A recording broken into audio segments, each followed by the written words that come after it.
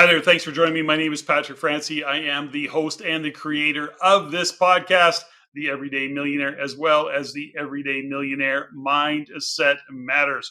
My guest today, Alfonso Cuadra, is known as the Godfather of real estate. He is a dynamic leader and passionate about sharing his story and inspiring others to create the life that they want and never to give up on their dreams. Now, Alfonso is an immigrant into Canada where he went on to build businesses. And then 20 some years ago, well over 20 years ago, he started investing in real estate. He then built his multi-million-dollar real estate portfolio. And as importantly, he went on to share his insights, his coaching, and guided many into creating a wonderful and amazing financial future by investing in real estate. So this interview today, we really cut to the chase of his journey, as well as how he sees the economy going forward. And, what is he doing within his portfolio of building his business and building his real estate? So if you like this show, of course, I'm going to ask you to like, to subscribe, hit the bell, do all those things, comment, let me know what you like. And guess what? Even let me know what you dislike so that I can improve as I grow this channel. And thanks for listening. Let's get on with the show. Hey, folks, today I am joined by the Godfather of real estate here on the Everyday Millionaire podcast, Alfonso Cuadra. Thanks for joining me. Looking forward to this conversation, my friend. Woo! I am looking so much forward to this, my friend. Like we were saying before, just two colleagues, two friends, two old friends from an industry that's been around for a very long time, and it's a small world. I mean, you know all of my friends. I know all of your friends, and the question I had was, how come we don't know each other more? I know. Hilarious. But I've been following you around, and we finally are able to catch up. So it's perfect.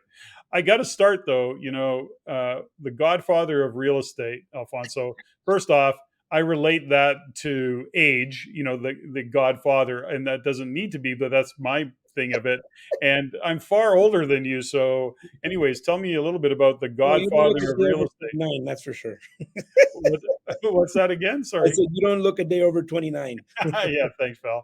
Okay, so give me the insights into the Godfather. Where did that come from? Listen, I've been around in the industry for a long time. So I started a business about 27 plus years ago. I've been in real estate for over 23 years.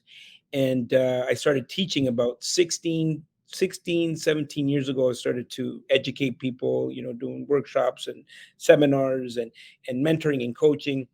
And I was on a podcast one day, and very much like this, we were having a good chat, and the person that was doing the podcast said, "Oh, actually, it looks like my friend, so and so learned all the real estate from you." And to come think of it, my other friend learned the real estate from you. She's like, it's almost like you're like the Godfather of real estate, And it just means I've been around a while, and they should call me the grandfather of real estate. Yeah.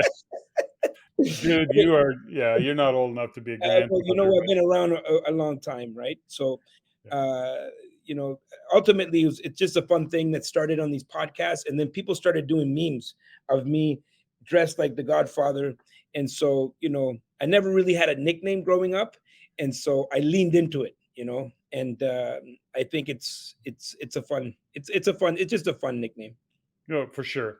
So tell me a little bit, Alfonso, about your background in terms of how did you get started in the real estate world? I mean, you've come a long way.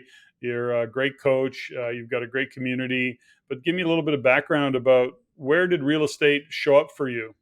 Yeah, I never really thought about real estate. I mean, no one in my family owned any real estate. We came from a war-torn country back home, but there's been poverty in my life. Growing up, my family, there's a cycle of poverty in my family, and so nobody really talked about investing and buying assets, and so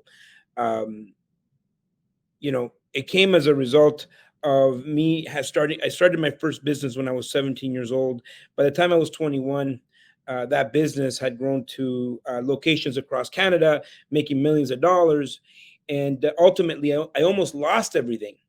and I found myself 24 years old, negative $1 million, and I was thinking like something is wrong here. And so I started to educate myself. I started to read books like Rich Dad Poor Dad, Think and Grow Rich, and I started to realize the issue was, number one, I was I was depending too much on one stream. When I read about all these wealthy people, they had multiple streams of income. And the one thing that I found that all of these wealthy people had in common was the fact that they all owned real estate. And so at that point, I made a decision. Okay, I'm going to rebuild my company because I was in tough shape. I didn't go bankrupt, but pretty much I was close to it. But I made a decision that I was going to educate myself on finances. I was going to learn how to become an investor, and the common thread was, yes, real estate, but no one was talking about their duplex or their singles. The majority of the wealthiest people that I read about had commercial real estate, whether it be commercial plazas or residential commercial assets. And so that's kind of like how I started. I started looking for units. I love the economy of scale, and kind of that's how it all came about. And but by the time we got to like 2009, there was a lot of great opportunities, and I was able to scale the portfolio uh, to where you see it now, right?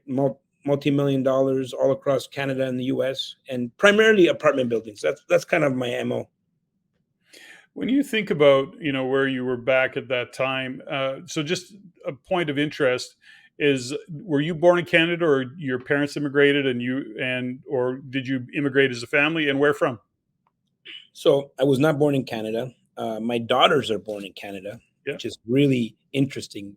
They have no context of what it is, back home. I was born in El Salvador Hmm. in the 70s, and during that time there was a civil war.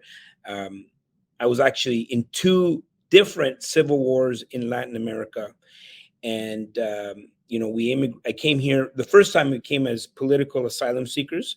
Yes. My mom was involved with journalism and politics, and there was a very we were in a very dark place, and we had to flee our country, and then ultimately we had to go back, and then another war started in Nicaragua, where we were at, and we came here as refugees. So we came here as landing refugees.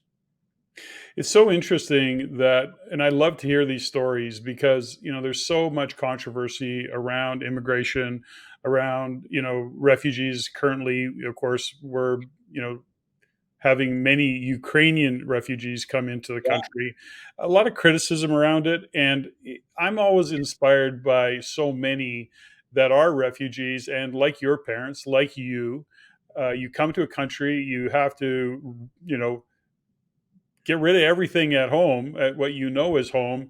And I got it, it's war torn, or there's lots of political strife or whatever might be going on, but you're literally uprooting your family. You're coming to a country you've never been to before, and then you got to figure shit out, and you have to be able to adapt. You have to be able to, grow and build a whole new environment, and seek, the, I guess, jobs and financial gain, and all of the things that, immigrants do, and what they're known for, I think. So I think it's an important part, because would you say that, given your background, once coming out of El Salvador and the family background, I mean, you knew what it was like. So obviously you were probably a little more inspired, if you will, to make make things happen.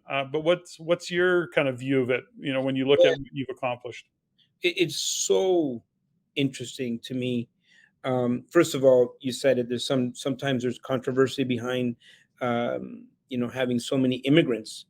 The one thing that I know is that immigrants create jobs, Hmm. because the people that are coming here, they're wanting to work, and they're usually taking the jobs that people that have already lived here for a very long time don't want.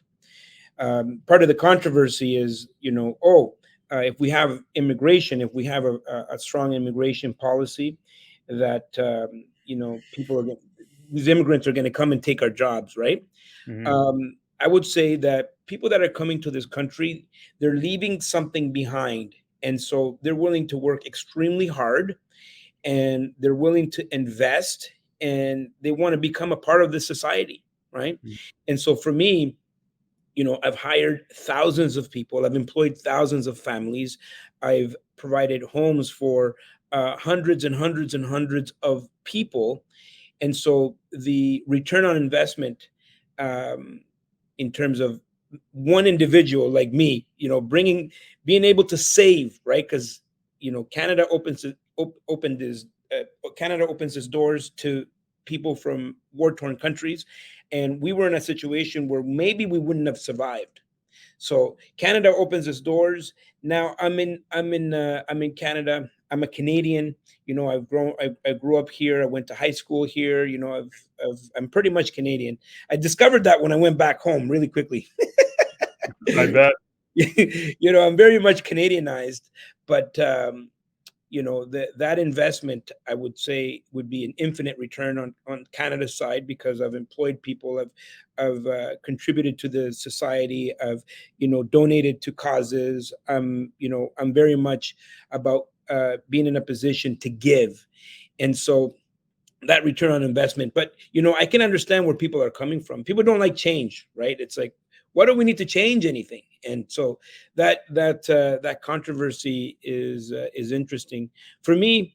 It came to where I'm at right now came out of necessity. When I was 12 years old, my mom's a single mother. We came here. She left everything behind back home, and so there's the income wasn't there. She couldn't continue her profession, and so when we got here, I was like 12 years old, 10, 11, 12 years old, and I wanted a pair of Michael Jordan shoes. Mm-hmm. And I said, Mom, can I, these shoes, like if I brought these shoes to school, like I would be it, you know? And my mom would say, well, how much are they? And she's like, are you crazy? We're not going to spend, what we spend on groceries for the entire month on a pair of shoes. And so the industrious part of me came from a necessity of wanting stuff. Living the Canadian dream also means that you want to have stuff, you want to have these experiences. And so I got a paper route. I figured out how to trade stuff. I sold whatever from my house to get those shoes. And so that's kind of like the beginnings of this entrepreneurial life that I have. And it came from, I would say, it came from necessity. When you think about that journey, by the way, I mean, you had your business. Just out of curiosity, again, what was the business that you kind of originally It built? was it was a clothing store. It was a hip hop clothing store, Yep. and I started at 96. Cool. Now, when you think about, again, immigration, you come into this country. And the reason I spend a little bit of time on it, because I often see, as I know you do, you're dealing with, entrepreneurs and or wannabe real estate investors, people just starting out, they're getting into the multifamily space, big projects, big numbers. When you think about back then, Alfonso, how do you think you overcame the fear? Or was it just you were so driven that you had to do this that maybe the fear was secondary? Because I know that you as a coach have heard this many times. I'm afraid of failure, and we can riff off of that all day long. But what was it for you in terms of how did you have where did the courage come from to do what you do? Where did you have to tap into? I want to say that because of how bad it was back home, that I was able to be so grateful that it kind of launched me into this great success. But I totally forgot about that. I mean, you come here to Canada, your objective is to become Canadian, Hmm. right? First of all, you got to learn a language, and then once you learn the language, you want to kind of like assimilate into the society. And I lost my way, right? I did lose my way because of the war, because we were moving around so much. Actually, between the ages of 3 to 5, I was held in captivity. I was not allowed outside. I was not allowed to interact with other kids. My mom was illegally detained and brought to prison, and they were afraid that the government would use uh, me as a way to get to my mom. So they were afraid they would kidnap me, and so they kept me for 3 years indoors. Then when we left, um, we were going from country to country, not really stabilized, and so I didn't go to school like most kids. I didn't have a full year in school. Every time I went to a new place, I had to kind of start over, and so there was a lot of learning opportunities that I missed. And so when I try to integrate into the education system here in Canada, the objective is to learn English, right? And so uh, that once we did that, then they discovered that, what, there's a lot of gaps in my learning, Mm. and so I completely rejected it. I was uninspired in school. They brought me to special ed. Instead of being labeled the dumb kid, I preferred to be labeled the bad kid. So I did a lot of bad things to, Sure. hopefully mask this idea, that this self image that I had of myself of being dumb. And so I forgot all about being an immigrant. I was just kind of like an outcast, really. Ultimately, I left home when I was 15 years old. uh, I'm living on the streets, panhandling for change. Like, I was in a really, really dark place. All of that time, I was angry at the world. I didn't think about where I came from, all the opportunities that I had in this country. It was just completely behind me until my daughter was born. When I was 17, I became a dad, Mm. and that changed everything. Right, that changed the trajectory of my life. That changed the how I viewed myself, how I viewed the world, and I stopped blaming the world for my problems. And what I realized is the love that I had for my daughter at that moment. And I knew I was willing to do anything for this person. And then it made me realize and reflect on what my mom did for me and all the sacrifices that she had to go through to bring me to this country. And I remember thinking to myself, I'm messing up. Like, I'm messing this opportunity. We're in the land of the most opportunity, like the kind of opportunity that you have in Canada. You don't see it anywhere. I mean, people can talk about, the US, but in Canada, it's a very special place. And in my point of view, it's the best country in the world. And I was messing it up. I was messing it up. And at that point, I made a decision that I wasn't going to take it for granted, and I was going to do everything in my power to make sure that my mom's sacrifice to bring me to this country wasn't going to be wasted. So, when you look at I guess, the way you were inspired, and I've heard these stories before, in your case, you were young, you had a daughter, and it was like you got your head out of your butt and said, I got to get to work. And you were able to reflect on things and kind of realize just how good you had it. You go into business. Where did the real estate component of it, like, what was the trigger for you? You looked around, you saw other people doing it. I know when I got into real estate back in about 2019,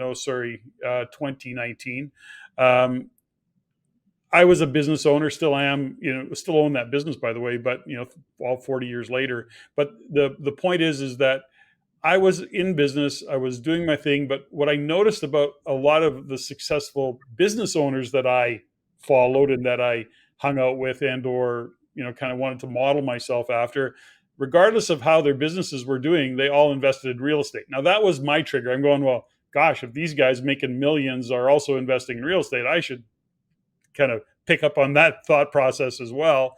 How was it for you? Like, because you were struggling with real estate or with your business, then you say, well, real estate, I mean, those are numbers just get bigger.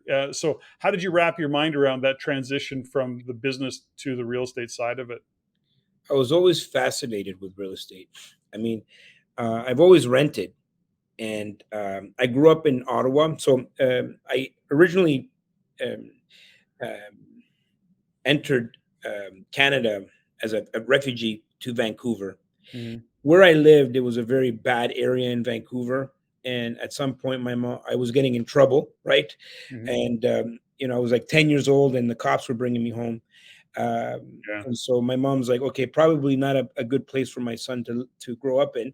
And so we went to Ottawa, and she thought, you know what, the capital of Canada, there's no way he can get in trouble there. Well, I did. So it turns out I'm the trouble. But anyways, that's another story. Yeah. That's another story. But ultimately, you know, I remember. So we were in Ottawa housing. So we lived in Ottawa housing. So in the projects, and everybody's kind of like destitute. Everyone is broke, and my friends and I would play basketball. And I remember coming home, and where we lived, it was a high density area. There was all of these buildings, and I remember saying to my friends, "Hey guys, can you believe that there's one person that collects all of these rents, right? And imagine if we could be those people, right?" Uh, And my friends were like, "Pfft, that's just for rich people. Like, there's no way in hell that would ever be you, right?" And so that kind of dream was crushed, by my friends.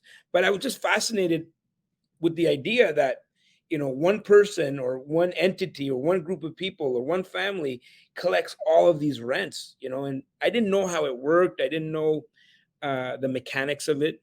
When my daughter was born, I remember holding her in my arms. I'm 17 years old, and I knew that my life was headed towards a very dark place. And I remember thinking to myself, one day I'd like for my daughter to say, my dad owns the building, not my dad cleans the building or is incarcerated in the building. Because mhm. that's kind of where I was headed. And so those little thoughts came and left. And so when I started my business, I just happened to be in a really good business. I happened to be really motivated. I happened to be, I know, like there was a sense of urgency. I had to make it work. And so the business did work, but I was not a business person, right? Yeah. Uh, I was very much a consumer, and I pretty much spent all the money or mismanaged all the money. And it wasn't until reading those books and realizing, whoa, like you could have been leveraging the money that you were making, and and redirecting that money and investing in real estate. And if that would have been the case, you wouldn't have been in this situation, right? And so I remember thinking to myself, whoa, I got to get my shit together. And I started to look really seriously at real estate as an option of how I was going to build my wealth. So when I went back to rebuild my business, I was working 9 to 9, 7 days a week. And from 9:01 to 1 a.m., I was going to build my wealth. I was going to build my empire. And that's kind of like the beginnings of this idea that real estate was even a possibility, because I didn't even think it was a possibility for me. And then my daughter must have been 12 years old, and I'd forgotten all about this. I mean, now I have a portfolio, I have real estate all over Canada. And I would always bring her to my buildings. And then she had brought one of her friends, and we were going down this hallway, and they were kind of in the front. And she was talking to her friend, and she's like, "Do you know my dad owns this building?" And so then it hit me. I'm like, "Oh, whoa, this is crazy, right?" I mean, it had grown into this portfolio, and I didn't even know that those were the little seeds that I had planted in myself long, long time ago. So great. Love that story. So, when you consider where you are today, you're a coach, you're a teacher, you're still, of course, a business owner and a real estate investor. Let's kind of jump into the present, Alfonso. And thanks for sharing your background, and we'll dig into that a little bit again. But when you look at what's going on in the market today, and you see what's happening globally, I don't want to be assumptive, but of course, when you're looking at these global macro issues, I'm sure El Salvador you're paying attention to what's going on. I mean, at some point, you probably still have friends and/or family there. But when you look around the world and you see Ukraine and Russia and China and India and Europe and UK, I mean, it's a real mess out there. Then we hear in Canada, interest rates are going up, prices are getting out of hand.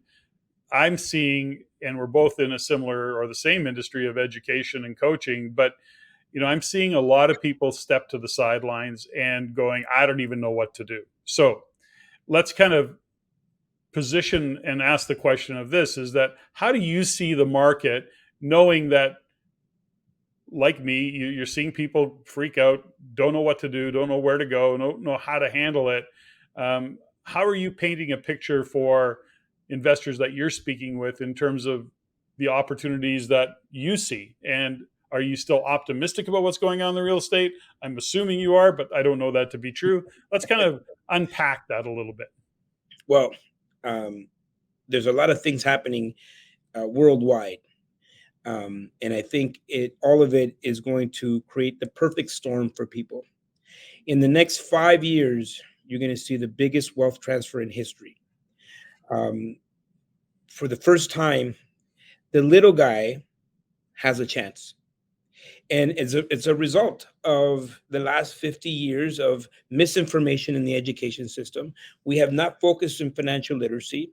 We have the biggest segment of the population, which is the baby boomers, that have pretty much impacted every single industry from the second they were born, all exiting this life, exiting portfolios, retiring. And those people have assets and portfolios that they need to hand down, and the next generation doesn't want it. They don't have a need for it. They don't want to manage tenants. They were not financially ready to absorb those portfolios. Even today, I've gotten 3 emails from 3 different large families in Canada where they're looking at liquidating the portfolio. So I see it coming. Now mix in high interest rates and this idea that it's the uncertainty of where we're at, right? I think it really creates a situation where there's going to be massive opportunity, right? Now, the next year, the next 6 months, the next 6 to 12 months are going to be very important for people. You're going to start seeing a lot of people bleed out, and it's unfortunate. Like, really, we don't want to see anybody in trouble. Like, you don't want to see people hurt. I don't want to see it, but it's inevitable. People, made bad decisions, right? They made bad decisions back in 2021, thinking they could do all of these things, and they couldn't. And so there's going to be a lot of opportunity in the next 6 to 12 months. And ultimately, there's still a housing crisis, right? And this is where people don't really realize that, okay, there's still a need for housing. Maybe the interest rates are high now, but we're going to be in a very big trouble in the next 3 to 4 years. So all of these things combined, I would say, make it for the perfect storm. And success is just a matter of positioning yourself in front of a wave, right? That wave is gonna take you. It did for me back in 2009. It did for me even back 2020. 2020, the pandemic was a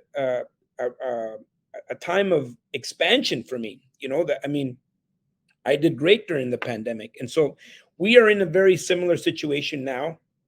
You said some people are on the sidelines, and you don't want all these people in the market because that inflates the prices. I mean, people are buying because they're buying, and every time interest rates go up, you lose a segment of the competition, right? There's less people buying, which means more opportunity for us.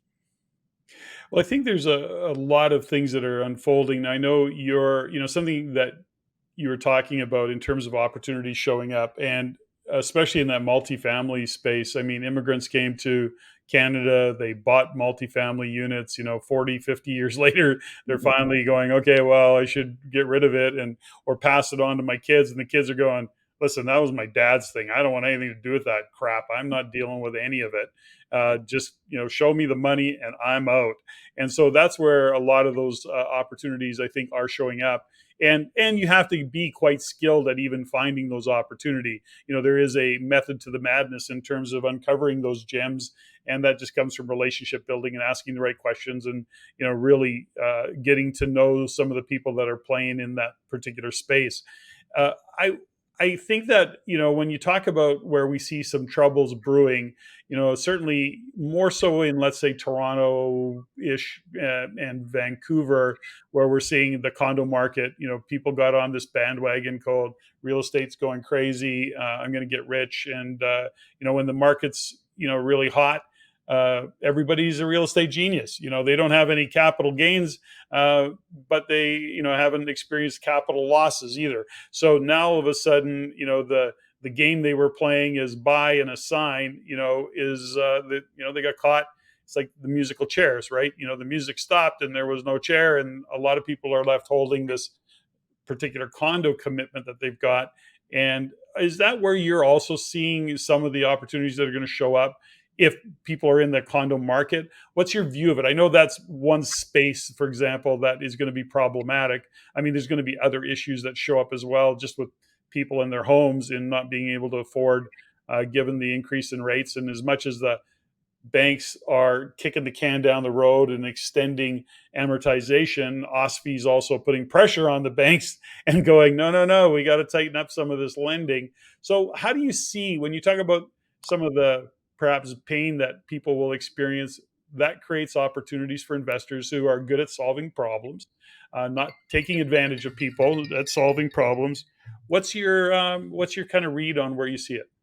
Well, definitely, the condos are gonna are those hope buying and pre-construction and hoping that the pricing is gonna go up. Yeah, Obviously, I don't even consider those people to be investors. They're speculative. speculators, and with whether the money market, I mean, they would have got caught somewhere, right? Because people just operate on emotions. Yeah. Where I see a big opportunity is in the office space, right? Mm, I don't see people going back like they were before. And I know that if you're a lender in the office space, you're going to want to call your loans back. You're not going to want to refi anything. You're going to just want to keep everybody safe. What's gonna happen? Well, a lot of these like huge office buildings won't be able to refi, won't be able to continue, yeah. and those people are going to be in trouble. I would say probably fall of 2024, and there's going to be a lot of opportunity work to do conversions. So picking up, office buildings on 10 cents on a dollar, and then repurposing those office buildings to maybe short-term rentals, maybe more units, more multifamily or whatnot. So there is going to be opportunity, and maybe some of these office operators have deep pockets that they can do that themselves, but some of them are going to get wiped out of the market, and it's unfortunate, of course, but there is going to be opportunity there. So I see a lot of that happening. For the longest time, the burrs in our industry, everybody, I mean, when I started, 23 plus years ago, they called it a refi, but Yeah, now it's like burr, right? yeah, yeah, yeah, And which is fun. It's a fun little name, but people are really attracted to that. So they went in with a lot of private money. They went in and bought all of these buildings, hoping to reposition, and yeah, now they get caught with the higher interest rates, and those people are going to be in trouble as well. Homeowners, if you're looking to relocate, leave the country, or you no longer want to own a property, where you might be in a situation where you might not be able to dispose of your property in a timely manner. So those are the things that I see happening in the next 6 months, 6 to 12 months. For mhm, the multifamily space, I don't really expect for prices to come down. I expect for the creativity to go up, right? There's a lot of great assumable mortgages. I was just looking at one 2 weeks ago, $7 million, 7 years left on the mortgage, 1.74% interest rate amortized over 40 years. And so wow, that's a really great asset, that you can assume, right? mhm, things like agreement for sales, vendor takebacks. That is where people are going to live. I don't expect for prices to come crashing down. I just expect for creativity to go up. And if you're in a position where you know what you're doing, you're educated, and you know how to talk to people, build relationships, like you said, be in a position where you can be a problem solver, you're going to be able to tap into one of the greatest opportunities in history. I couldn't agree more. Of course, we're good friends with Barry Maguire, who does creative buying strategies and has been doing it for many years, 48 years as a real estate lawyer. And, him and I have had these same conversations. And of course, I've known Barry for 20 years. And we see these cycles and we go, this is the time Yes, to know how to and understand the dynamic of an agreement for sale, and be able to solve problems for people even in a rent to own situation right now. If you're really on the ball, there's great rent to own opportunities. So, which is all to say, this is, I have a fundamental philosophy, is that there is no bad real estate markets. There's just the wrong strategy and tactic in the wrong part of the real estate cycle. It doesn't matter where you are in Canada. It doesn't really matter too much what's going on in real estate. Just use the right strategy and you will absolutely. still be very successful at that, which is, of course, I think, something that you're really saying in all of this is that there's opportunities that are unfolding, as we speak, and they're only going to increase as this whole economic, the current economic conditions start to unfold. And I think we've got some pain going forward, whether it's a hard landing, soft landing. I mean, that's still yet to be determined, to be honest with you. When I look at what's happening economically, I really don't see a hard landing, but so much can go wrong in the period of time, given what's happening on a global scale.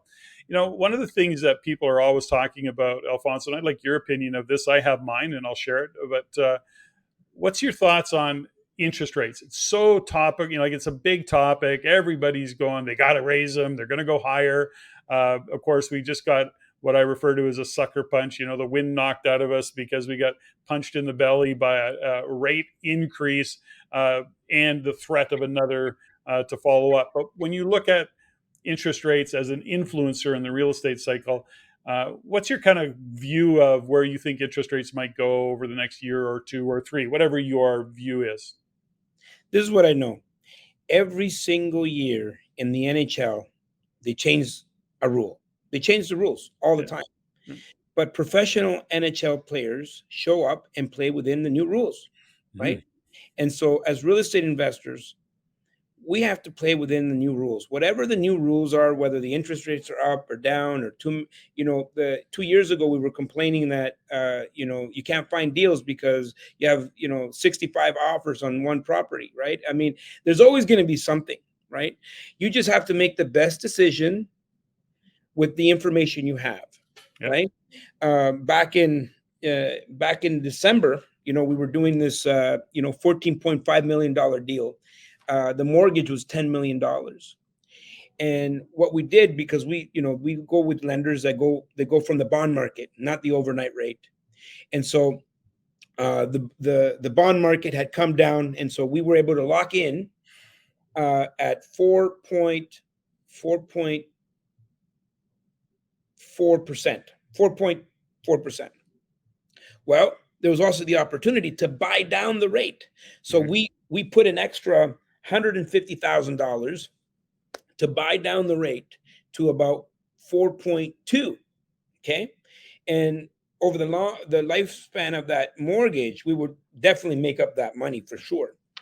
And so we did that. We locked it in. We fixed the rate. We were closing December 14th. By the time we closed, the bond market had gone down below 4%. Right. And Yep. so what do? I had to make the best decision with the information that I had. Right. Sure. And so I fixed the rate at that time, even though it went slightly lower, but it could have gone the other way. I could have been sitting there with a $10 million mortgage, and now I got to pay 5%. It wouldn't have been feasible. And so this is what I tell people: make sure you stress test your own deals. You can think about, ask yourself, what is the worst case scenario here, right? What is the worst case scenario here? Well, The interest rates go up to 15% in the short term. Okay, good. Okay, they're at 15%. And you locked it in at how much? Well, 7%. Okay. Can you survive with this 7% for the next 5 years? Yeah. Okay. So if you can deal with the worst case scenario and you're okay with it, then that's what's going to dictate your decisions, right? But sometimes people get into investments wishing and hoping things are going to happen, Yeah. right? They're smoking the hopium. And so, they're like, okay, don't worry, interest rates are going to come down. I'm sure they're going to come down. So I'm going to do a 2 year, a 2 year term or whatnot. Yeah. But what if they don't? What if they don't? Are you going to be okay? Is your family going to be okay? Are you guys going to be eating sardines every day, or you got to eat mac and cheese for the rest for 6 months to Mhm. make sure that you stay above water? And so you have to ask yourself every single time, whether everything is high, whether we're in an expanding market or declining market, am I willing to deal with the worst case scenario? And the answer is yes, then that should go into your decision making. I think you make such great points in all of that, which is, sophisticated investors understand one fundamental. What's my plan A? What's my plan B? And even if I can, I want to put a plan C in behind it, because that's really, although it feels like you're playing defense and being very conservative, that is the smart way to go. When you think about going back to one of our earlier conversation a moment ago, which is those individuals who are speculating, the only exit strategy that they were counting on was to assign that deal. The music stops. All of a sudden, nobody's interested in an assignment, and or at least at that price. And the next thing you know, they're taking a loss. And that's because there was no plan B, no plan C. It was their only option when they bought the property. And to your point, we all refer that as gambling and or speculating. Doesn't matter how you look at it. It's not the smart move to make. When you look forward, Alfonso, and you think about what's going on in the US, there's so much controversy these days. I know you play in the US market, but you certainly are hearing the stories about the US losing reserve currency, and what happens if Trump gets in, Biden's out, or DeSantis is in, whatever the story. When you kind of assess a market like the US, are you very specific in terms of the states that you're in? How are you looking at economic conditions? Again, I want to just touch on what your thoughts are on even reserve currency. Are you paying attention to that, or is that a little bit just like noise to you? Doesn't matter. We're moving forward. Give me your thoughts on that. Well, if you want to be wealthy, you have to study wealth. If you want to be wealthy, you have to study the monetary system, and you need to understand money, right? Mhm. And we already know that after 1971, they removed the gold standard from US dollar, yeah, the U.S. dollar. All currencies became fiat currencies. yeah. As Canadians, we often look at, it's almost like we're looking out the window at our crazy neighbor, right? And we're just laughing, eating popcorn from the outside. But what Canadians don't really understand is, like, we are indirectly connected to that economy. Mhm. You know, the reserve currency means that all currencies that are subscribed to that monetary system, we are connected to that currency. So if the US goes down, we all go down in terms of the value of money. But I have a question for you. We know about hyperinflation, Yeah. right? And we know what can happen with hyperinflation. I mean, what does it mean when we talk about currency, right? Mhm. It's a perceived value.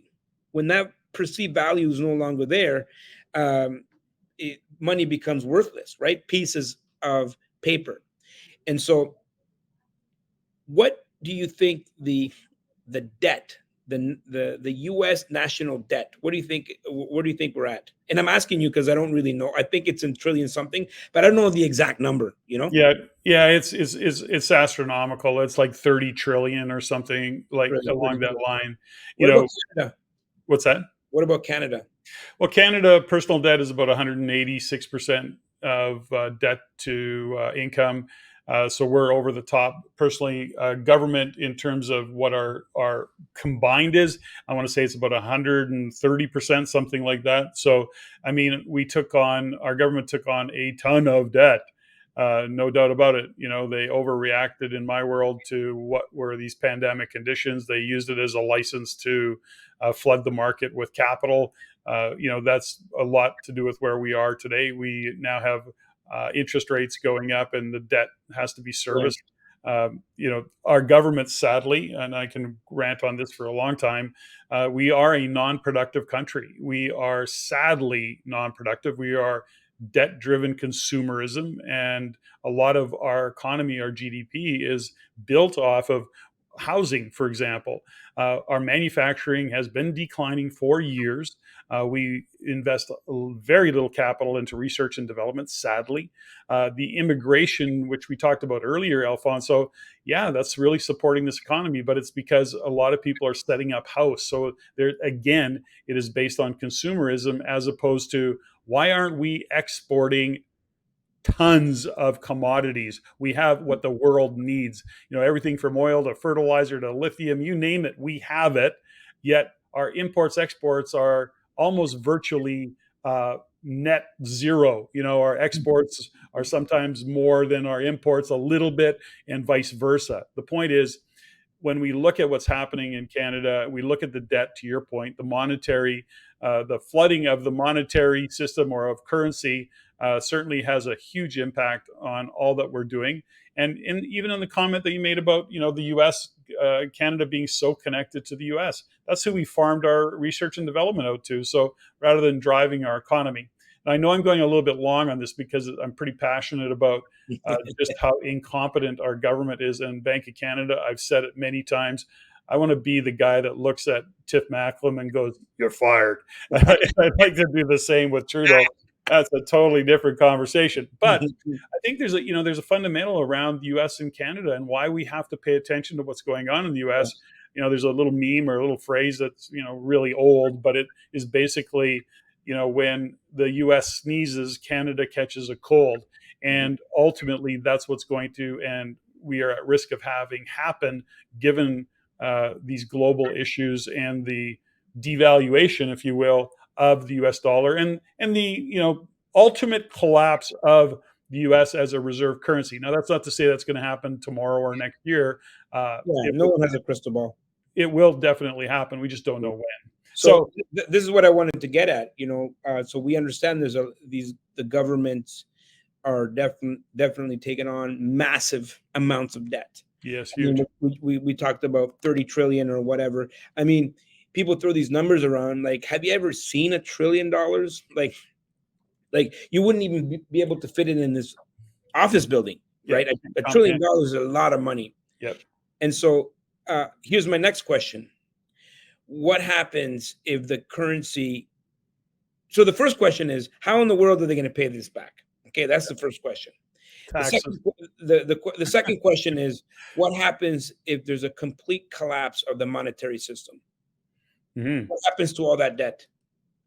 Well, there's lots of conversation around a debt jubilee. I mean, maybe that's a possibility. Maybe they just forgive it all. Yeah, well, I mean, it doesn't. Ultimately, if we hit hyperinflation, yeah, and the value now all of a sudden the value of that $1 trillion is really more, more like 100 million. In essence, that is how they're going to pay for their debt, right?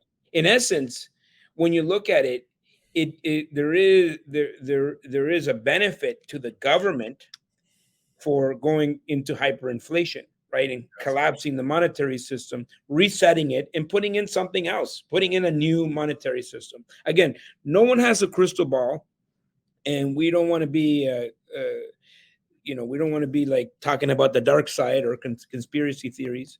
But ultimately, everyone that's listening to this, do some research.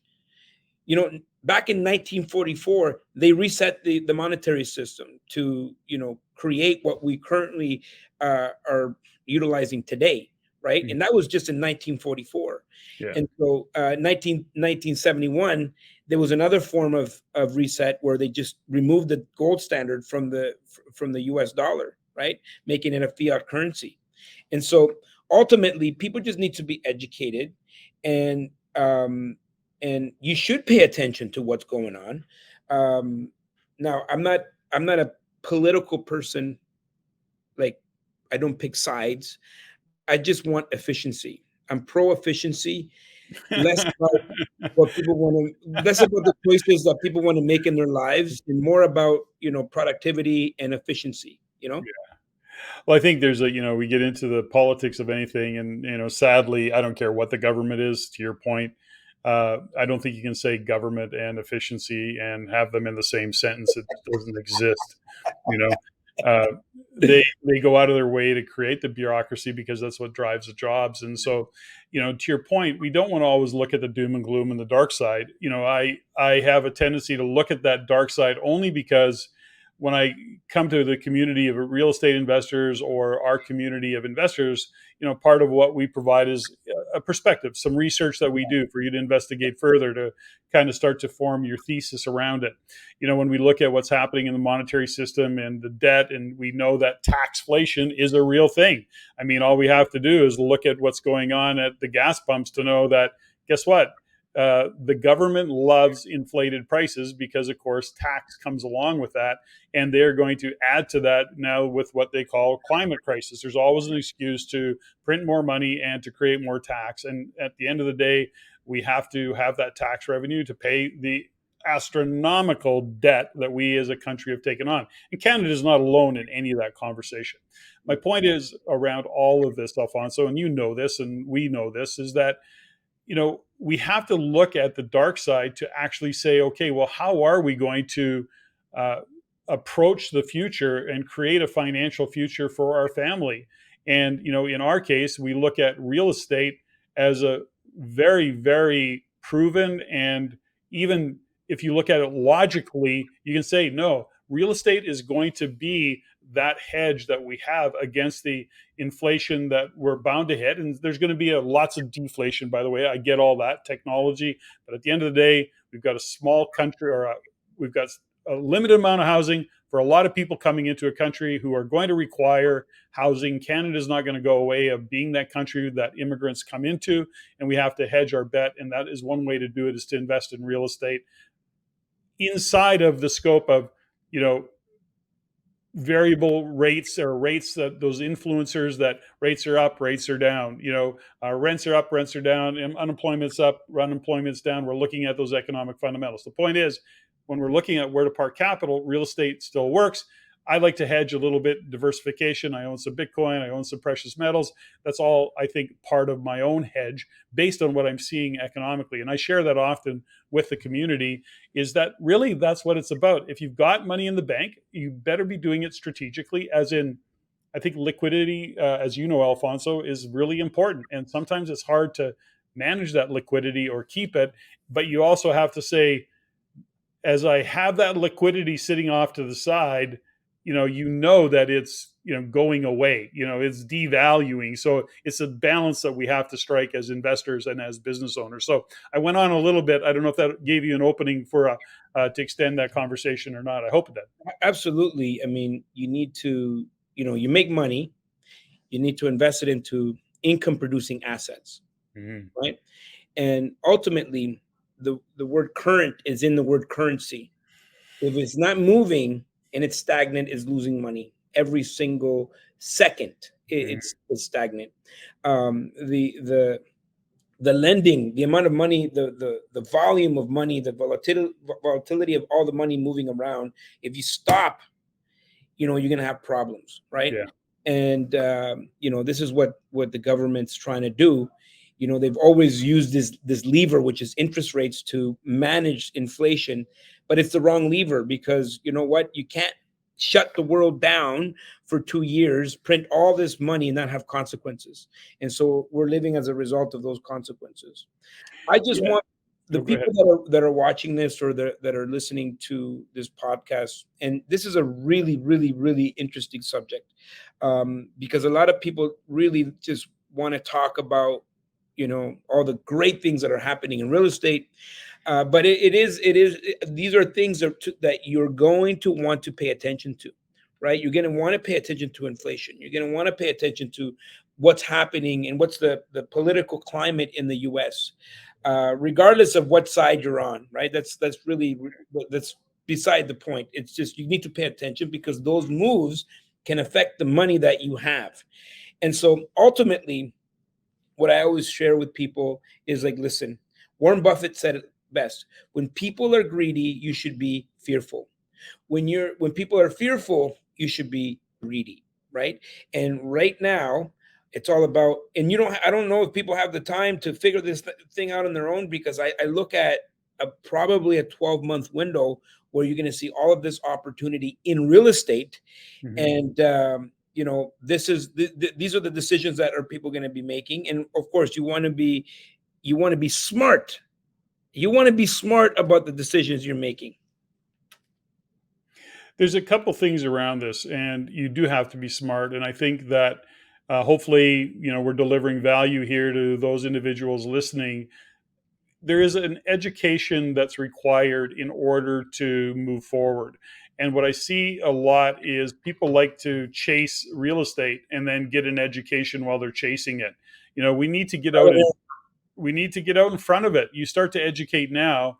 There's a phrase, right? An old real estate investor friend of mine, Arlen Dolan, used this one. I don't know where he got it from, but he would often say, "You can't steal in slow motion." And everybody kind of go, "What the hell you mean by that? Like, that's weird."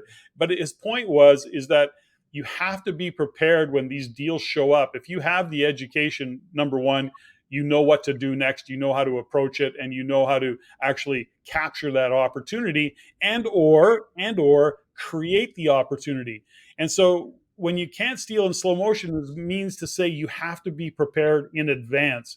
And education, like money, you have to have that financing ready to go. You have to know where your money's coming from and where it's going. So these are all things that we have to consider when we're looking at investing in real estate and being prepared, and that is getting the education. And whether that's specific to real estate, I think that's certainly necessary. 100% is necessary, but you have to look at the bigger picture, because real estate is one thing, but how that real estate works in the environment, the current economy, is another aspect of it that you have to understand the connections of. For example, the economic fundamentals. For example, the influencers such as interest rates. Interest rates go up, they go down. Economic fundamentals are always there to see the future. So we then have to consider the education that's required to do that, to make really wise decisions, at least decisions based on a well thought out thesis. And they're not always right. I got it. But you can't just throw stuff up against the wall to see what sticks, is my point around all of that, Alfonso. Yeah, well, if you can jump into your DeLorean, right? We'll have one right here. Oh, you have a DeLorean? Good for you. I got one right. I got one right. If you can jump into this DeLorean and go back to April of 2020, Yeah. and you found yourself, what would you say to yourself about real estate and what to do? Mm-hmm. If you're talking to yourself in 2020, April of 2020, what would you say to yourself? Well, that's so interesting. I don't know if you know this, but so RAIN, as in, we do a lot of research, as you're aware, and we literally released our report on COVID in December of 2019. And we were looking, although we didn't know the impact, and we certainly didn't understand that they would shut the world down, we were already looking at that saying, what is the impact going to be of COVID? So that was already a conversation. In April of 2020, we were on stage very quickly. Well, our last event was March 7th in Calgary, 450 people in Calgary at one of our acre events. We then were shut down on March 15th. And, we pivoted very quickly because we were already doing Zoom. So for us, it was just whatever, invite people to the link because we were already totally engaged in it. But in April, to your point, in April 2020, we were saying to many, is that we don't know what the opportunity is going to be, but this will open up the door to more opportunities in real estate than we've ever seen in this lifetime. And although I don't know if it was that true in terms of a lifetime, we realized that there was opportunities coming our way. There always is in chaos. There Yeah, always will be in that chaos. That's yeah. how we viewed it. So to answer your question, coulda, shoulda, what, bought more real estate. So I guess that's at the end of the day, right? So now, now we're in 2023, going into 2024, and this DeLorean shows up again, Mhm, and you jump out of it mhm. from the future. What would your future self say to you now? My future self hasn't going to change the narrative. Again, I'm a little bit different phase of my life. So if you're asking me that question, I'm managing an existing You're portfolio. 29. What's that? I'm 29. I know. Um, but I'm in a different phase of my managing my portfolio. So the point is, I would still add to my portfolio. Again, I'm going to investigate and look at very, very strategically. So for me, I'm going to continue to invest in real estate. I'm not going to be hands-on in the trenches buying real Yes, estate. I'm actually tapping into things that are really more hands-off but real estate focused and opening up the yes. doors of opportunity to put my capital to work. That becomes my strategy given where I am in my life and what's going on. These opportunities come like this. No Yep. one was expecting uh, COVID-19, and of course, no one is expecting for the government to deliberately try to put real estate into the gutter. Right? No one was expecting these things, and Yes. so you need to be educated. You need you. This is not even a chance for you. Don't have the time to try to figure this out on your own, and this is why we came together because we're both educators in this industry, and who's ever listening to this, the first job is to get educated, not wait until the opportunities pass you and figure things out later on, or figure things out by making mistakes, because we've already made all the mistakes, right? You're still going to make your own mistakes. Yeah. But there's no time to wait, and you got to get educated in order to take advantage of the opportunities. People think you have to be in the right place at the right time. That's 100%. incorrect. You're always in the right place, and it's always the right time. Mhm. You are just not aware of the opportunity, right? Yeah. So the last time you were looking at a car, and you're like, oh, I like this car, and then all of a sudden you saw it everywhere, is because Mhm. now you became aware Yeah. of that vehicle, of whatever it was. And so once you get around a group of people that are like-minded, where everyone's sharing the same education, you are now going to become aware of more opportunities than the average person. Well, yeah, that's so true. Community, culture, environment, those are my, really go to in terms of getting people to understand that when you surround yourself with like minded individuals who are, have similar aspirations, who see the world through the same lens as you do, that's where opportunities start to present themselves. And so we are both, many years later, we see it time and time again. And we also see where people just kind of fall off, they go away, they don't engage in the community, they don't create the financial future that they want, because they are, for whatever reason, distracted and going down paths that don't support what it is they're trying to achieve in that financial future. And real estate, let's face it, Alfonso, we look at different strategies, and some people are buying for income, others, income as in today income, others are investing for future income. Even understanding the difference between those two initiatives or those two goals is really important to the decision making process that we have. I mean, we've often heard about people going, I just want to get $1,000 a month in a buy and hold and have passive income. And you go, okay, hold on. When do you think you're going to have that passive income exactly? Are you thinking that you're going to have it next month, next year, or are you really looking into the future, or do you need income for today? Totally different view of the world and strategies that you have to engage to do that. Again, to your point, when you get that education, you start to understand how to determine what it is that you need to do to achieve whatever goal you might have. That's kind of my Cole's notes of that. Nice. Well, I know that there's different ways of looking at life, and of course, we live on an economic planet.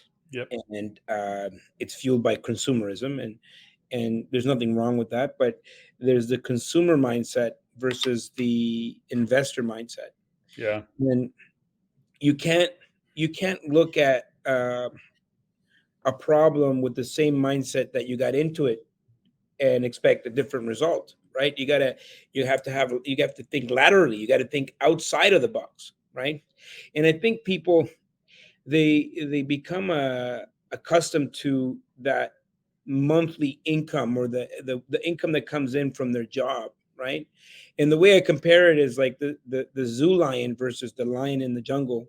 The zoo lion knows that at 12 o'clock the zookeeper is going to come in. It's going to come in with food, Hmm. and the lion doesn't really have to do anything. They just know that, that food is going to come in. And the problem is the lion is stuck in a cage, right? That's the problem. The good news is, got food every day at noon. The zookeeper comes in, and there's your meat. On the other hand, the jungle lion, um, maybe doesn't have that meal exactly at noon, but when that lion eats, he's gonna eat real good, right? And he Hmm. can roam free in the jungle, and no one can dictate what he's supposed to do with his time. And so, if you take that zoo lion and you put him in the jungle, he's not even gonna know how to survive. Hmm. And so, that's the first step. Most people say, "Oh, I want to get $1,000 monthly income," right? Most of the time people are looking at things from the consumer mindset. The consumer mindset says, I need a monthly income of X so I can pay XXXX, right? Like, they got their everything is set up for that monthly income, right? Yeah. But Hmm. if you go into the investor mindset and the mindset of the jungle lion, you don't I don't focus on how much I'm making per month. I know that money comes in chunks, right? And it goes into my corporations, and I don't even focus on how much I'm going to pay myself if my bills are paid or whatnot. I have definitely have a team that can look at that, but Hmm. I'm looking for where's my next meal, right? I'm Hmm. going after where's the next chunk can it come from? Yeah. For real estate investors, primarily that comes from these refis, right? That you're going to have these big refis that are going to come in. um, you know, Owning something for a long period of time, an asset. Like, I have some assets that I've owned for over 20 years. Yeah. I've refied these things like 6 times already, Hmm. right? And so that's the investor mindset. It's not really focused on a monthly income. We're really focused on what is the return on investment, right? I can wait a year for someone, if I'm going to invest into someone's deal, they can come back a year. As long as there's more money that comes back than it went out, I'm good. And so those are two different distinct ways of thinking. And most people, they get caught up with I got to make $1,000 a month. I'm like, really? That's it? I'll give you an Hmm. example. We're hiring here, and I said, how much you want to make? The guy says, I want to make 60K. And he said it quickly, 60K. He knew exactly how much he wanted. I'm like, why 60K? He's like, well, my other job, they pay me 55. So I'm like, that's why you want to make 60K, right? So this is kind of where we get caught up with those monthly, you know, Yeah. monthly money that comes in, which is earned income, versus being an investor, a true investor, that you're not even focused on the income. Of course, income is important, but you quickly realize why Steve Jobs paid himself $1. Yeah. Love that analogy, by the way. So, Alfonso, appreciate your time today. And as we start to wind down, I like to have a little bit of fun with my guests and do some what I call rapid fire questions that, as my listeners know, are generally not all that rapid. But let's try and see if we can fire off some rapid fire questions. And you ready for this? I'm ready. Beautiful. I knew you would be. So, Alfonso, aside from Rich Dad Poor Dad, because I know that was one of those epic books that you read that kind of set you on a path, what's a book that you would say that you was impactful on your life and or that you still like to give as a gift or recommend? There's so many. I mean, there's the classics, of course, like the Think and Grow Rich, Yeah. but then there's newer books that have really, really, and I had to go back and really get into these books, because we read so many books. Yep. I often tell people, okay, that's great. You're reading all these books. Like I'm watching someone on Facebook. I have 100 book a year challenge. I'm like, okay, but what did you do? Yeah. Right? I'm more along the lines of reading a book, digesting a book, and going out putting the strategies to work. I really like the Atomic Yeah. Habits, Atomic Habits. Yeah. and then this one here. I have it here. And Who Not How. Yes. And every entrepreneur needs to read this book. If you haven't read it, read it. And if you've read it, read it again. Do it again. Beautiful. Thanks for that. Do you have a favorite quote that you like to go to? Something that inspires you and or gets you grounded, whatever it is. Do you have a favorite quote? Absolutely, absolutely. I'm a big believer in uh, setting big goals. Right, a big part of my philosophy is about living in expansion, always challenging yourself, always growing, having big targets, but not for the money or the material part of it, but to see the person that you're going to become on the way to achieving those goals. So Mhm. my favorite quote is from Jim Rohn. He said, "Success is what you attract by the person you become." Beautiful. Love that quote. Very good. Do you have a favorite song, favorite tune, as in, or a favorite band that you kind of go to? Music is everywhere for me because I have very eclectic, Yeah. uh, music. Okay. Very lot of genres, right? I Yeah. definitely like hip hop. I'm a hip hop head You to the are? Okay. absolutely. And there's lots of songs in hip hop, but I like the "Fly Like an Eagle," right? Mhm. That song really inspires me. Fly like an eagle, right? And Yep. it's just Yep. like I just feel so inspired when I listen to that song. And so I would say Fly Like an Eagle. Beautiful. How about favorite movie? Matrix. Oh, good movie for sure. It's so Favorite good. swear word. Favorite swear word. Definitely, you gotta use the F word. You know what I mean? The F bomb Yeah. really solidifies it. When you say when you drop the F bomb, you mean business. I mean, You it really know, has an impact on people. 100%. But it's interesting, and because I'm an F bomber all the time, and to me, it's like an exclamation point.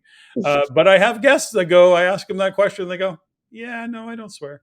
I go, Yeah. how is that possible? You Anyways, swear, personal. so I have, the F bomb is, impactful, and then there's the other one in my language, which is I speak Spanish, and so there's really good. I don't know, the language is more descriptive for swearing for some reason, and when I have to swear, I usually do it in my language. One, so people don't know what I'm saying, but two, it's closer to home. Yeah, of course, stay grounded. Yeah. And That's an interesting question, by the way. I've never been asked that question. It's really interesting. You can really get to know a lot about a person by knowing their favorite swear word. I love it's a statement, isn't it? it. And finally, Alfonso, what are you grateful for? I am grateful for being in the position I am today, inspiring thousands and thousands of people, creating freedom in this world, helping people. I'm grateful for being given this opportunity to help so many people. Fantastic. Well, today I'm always grateful for my family and my home. I'm always grateful to get to know my guests. Uh, you know, Part of you being on the podcast today was because your reputation precedes you.